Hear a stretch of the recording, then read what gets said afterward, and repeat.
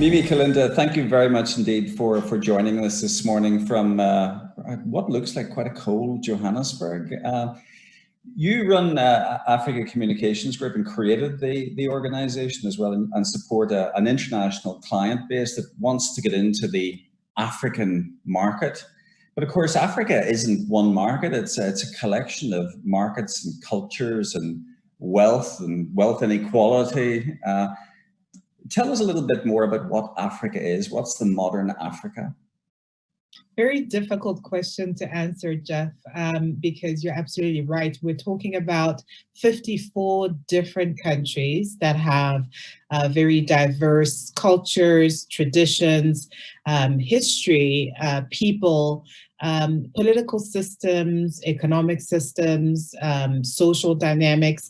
So when we talk about Africa and the African market, it's something that's quite difficult and complex to quantify. But I think modern Africa is a continent that is rediscovering itself in a way. Really thinking about, what are the things that matter to us that we have in common. First of all, what are the similarities, the things that we can leverage as a continent vis-a-vis the rest of the world? But also the differences that we have are assets. I think that, looking at Nigeria, its natural resources, the size of its population, for example, versus a Rwanda, which is a much smaller country, definitely landlocked country and with a very popular history, which I'm sure everybody knows. Those two are different markets, but then how can we use those differences to really position Africa when it comes to the rest of the world as a continent that's worth investing in, visiting, and really building a relationship with? I think for me, that is modern Africa. Yeah, and the African market and some of the diversity you referred to is difficult to grapple with. A lot of people have a kind of mental block when it comes to Africa.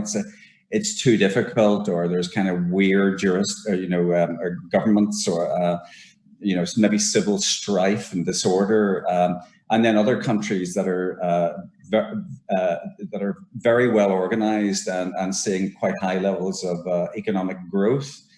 Do your clients tend to view it as one subcontinent, or do they view it as a myriad of complexity that's just too worrisome to bother with? Definitely not too worrisome to bother with. And I think that, Africa is the next frontier. So I think that, the rest of the world really can't afford to ignore Africa and what it has to offer, the opportunities that are on the continent. Of course, like I said before, very complex. Some economies much more developed than others, political systems that are much more developed than others. But I think overall, the exciting thing is that where we stand now, the rest of the world is taking notice of Africa, not just as a place of exploitation. If you read our history, that's quite clear, but also a partner. A development partner, a business partner, a place where technology is booming. And also, don't forget, we have the youngest population in the world. As I often say, this population can be an asset or a liability. And if it turned out that this population was indeed a liability, it wouldn't be just a liability on the continent, but on the rest of the world. So I think we all have an interest in really taking Africa very seriously and investing in the continent to see it grow to its next level. Which nations in particular are seeing the most economic growth? Which are the most dynamic economies, and that are likely to see because obviously growth tends to go like that, and then off the scale. Which economies are at that tipping point of huge economic improvement? I think that, I think it's varied if you look at the past decade. But I think the constant ones have been South Africa, where I live, Nigeria, one of the biggest economies on the continent, Kenya, Egypt has been a solid growth economy. And then we have, countries like Ghana that are really emerging economies and are coming up as economies to be reckoned with. And then smaller countries as well, like Rwanda, which has surprised us over the last couple of years in terms of, how much investment has gone into innovation, technology, AI, and really aligning its development agenda to the fourth industrial revolution. Now, if you look at technology, a lot of obviously nation or companies regard Africa as a significant economic development opportunity. In other words, to peddle their products into Africa. As the wealth increases, therefore the opportunities to sell product increases. But the counter of that, of course, is that as wealth increases, the propensity towards creation of businesses, indigenous businesses, improves as well. Are you seeing a kind of wave of entrepreneurship in those nations that you mentioned too? So are we seeing the creation of indigenous tech businesses?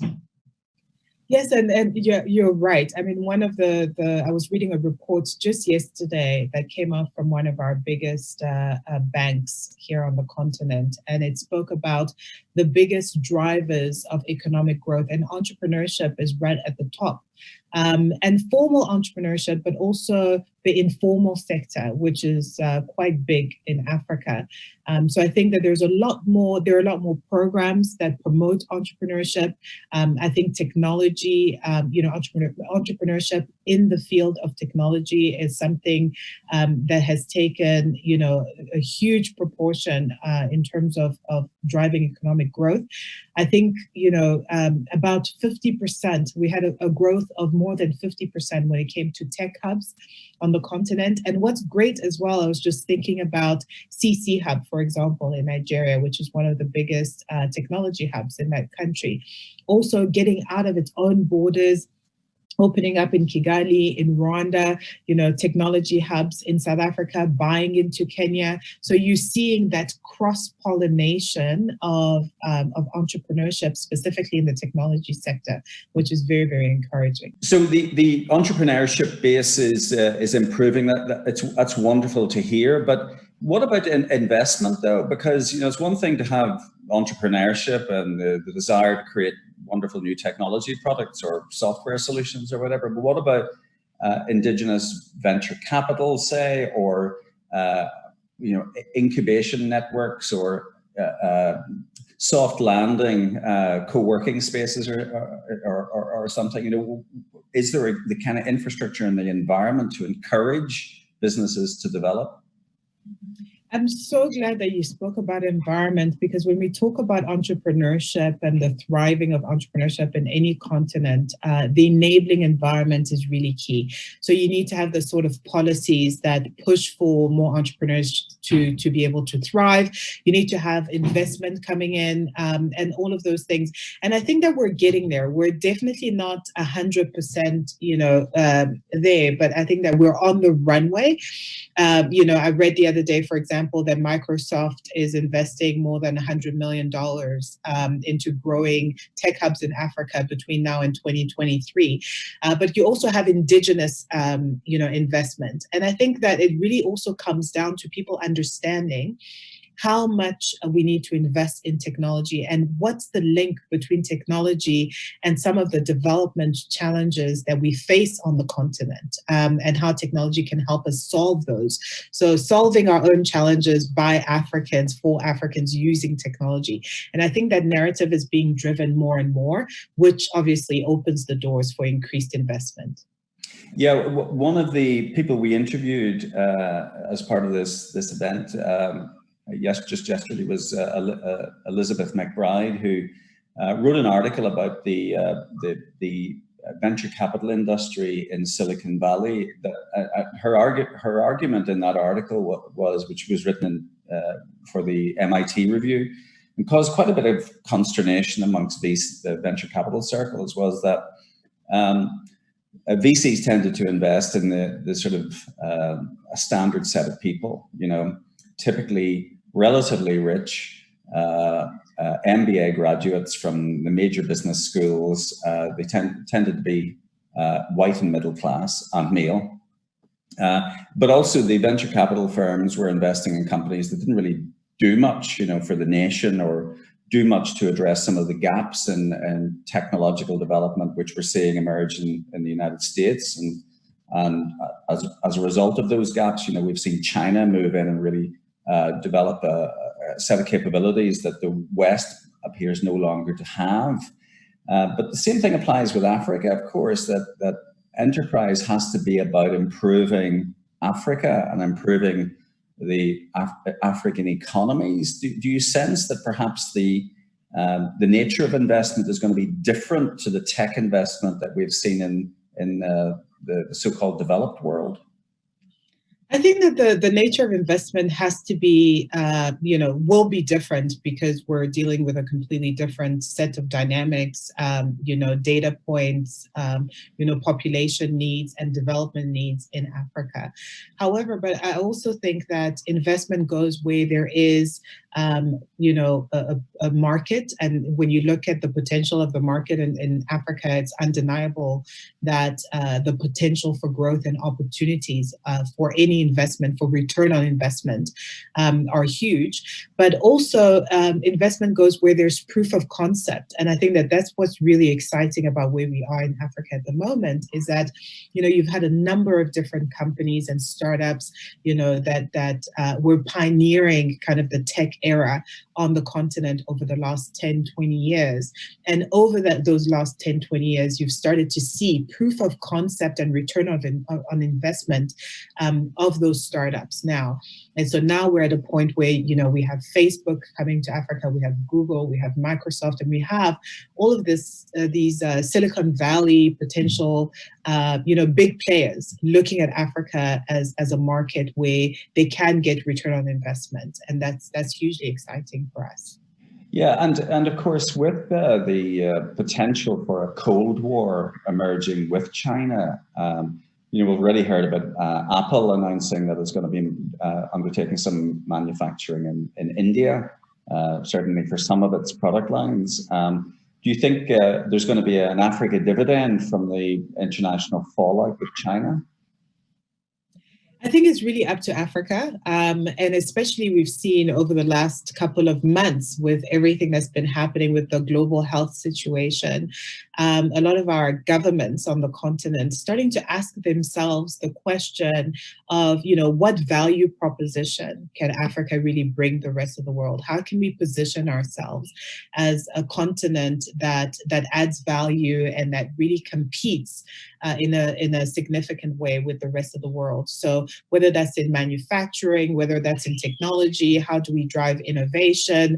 And as part of that conversation, with China, the rest of the world, I think Africa has a unique opportunity to really position itself as a continent that adds value and that attracts, some of the potential investment that would go to a China or in India.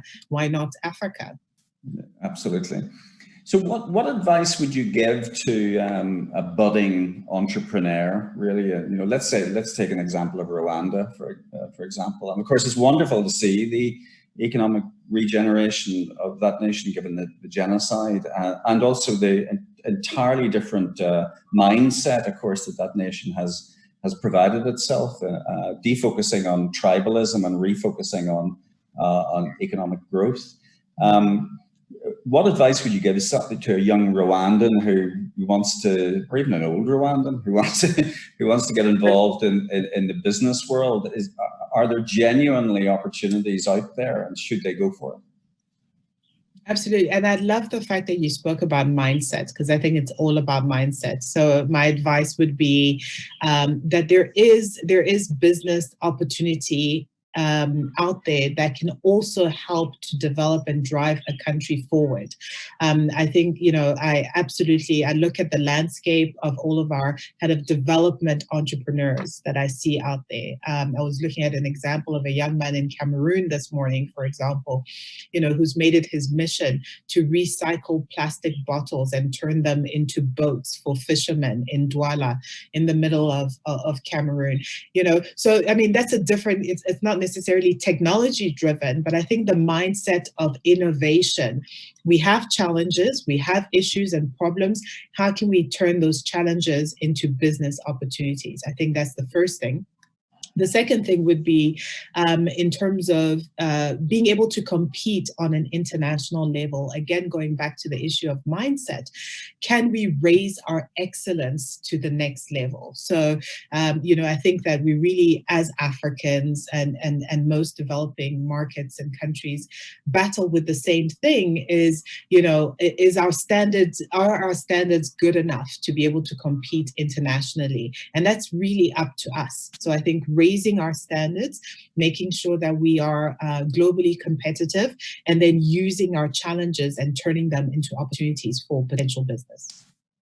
Listen, it's a wonderful story, and I'm delighted that so many African nations are really getting into tech and getting into business, and that that capitalism is proving that often it's the best way of raising up people. But my final question really is a more personal one. You obviously spent time outside of Africa, and you're now building a very strong and viable business there. It's a very lucrative opportunity as well in terms of advising your international client base. Are you glad you made the decision to sort of base yourself in Africa again, or do you hanker after maybe going back to work in the US or in some of the big global comms agencies?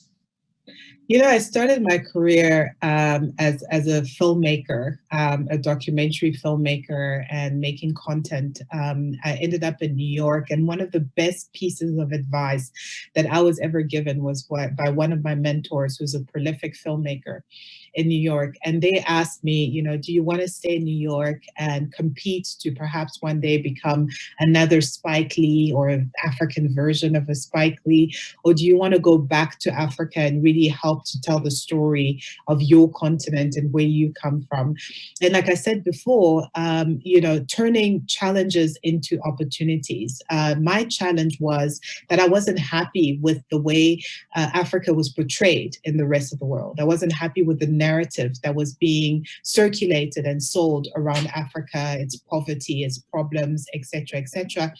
And I saw that as a business opportunity. How can we both help to change the narrative of the continent and build a viable business? And that's why I came back to the continent. So I'm very, very happy for that question that was put to me about 15 years ago now. Time flies.